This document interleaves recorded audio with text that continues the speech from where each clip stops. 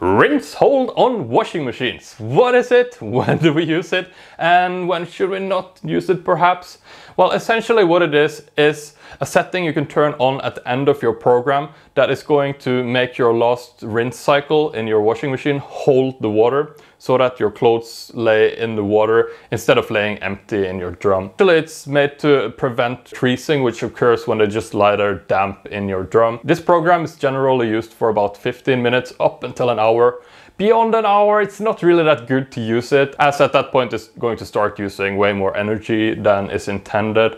So it's a really cool program. After this is done, obviously it drains the water out and the last spin cycle will be performed, which pulls out a bunch of the remaining moisture in your clothes.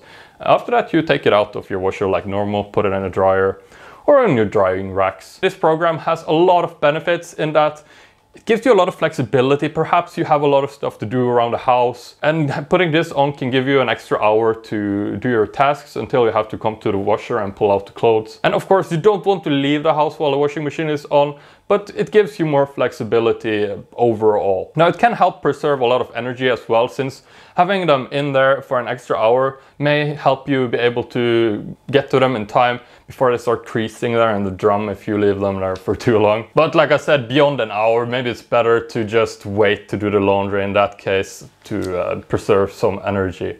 Another thing I wanted to mention here is that you don't really want to leave it in there too long. Over 8 hours, at that point your clothes are going to get so soaked that it may actually start to damage the clothes being wet for that long of a period.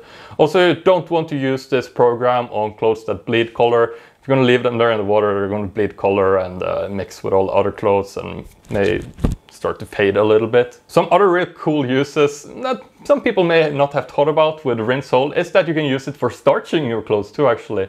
If you're not familiar with starching clothes, it's essentially adding starch to your load so that the clothes stiffen up. Keeps them stiffer after you iron them, you know, nice shirts. You can generally load it into your fabric softener dispenser at this point if you want to do that. If you have starch hold on your washer, that's obviously about the same setting. It has the same use case in any case. Another really nice use for this is to see the clarity in the water. Let's say you have really dirty clothes or some problems with your water. Putting on rinse hold allows you to easily inspect your washer and see what color the water is. If you need to add another rinse cycle, perhaps if they're extra dirty, this will really help you to see that in that case as well. Now, some really important things I wanted to tell you here is to not confuse rinse hold with no spin. So no spin is essentially when there is a problem with your washer so that the centrifuge tumbler doesn't want to spin around. And of course, generally you will see the markings for which one of these that is. So there are a few reasons why your washer may have been affected by this no spin. The first one, that's probably the most common one, is that you have overloaded your drum. Now, this is generally the biggest problem on front loaders, as they're weighed down and the centrifuge simply doesn't want to spin, as it could damage itself, or maybe it's just overweighted. Now, in that case, it's very easy to just pull out some clothes and you're good to go, right? Another issue is imbalance. Now, that could be both in the load and on the actual washer.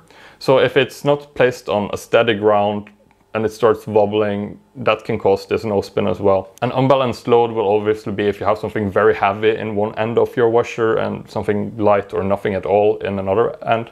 Imagine you're putting a rock in your washer, for example, and yeah, it won't be balanced. There are easy-ish fixes for this as well. Beyond that, you will need to contact somebody. Don't confuse these two. Rinse hold you generally have to put on, while no spin is an issue that occurs on your washer. Next, I want to do some videos on other programs. Now, we just did one on rinse spin here last week. If you didn't see that, really cool and useful setting as well. Also, a big playlist on how to wash your clothes up here that you can check out.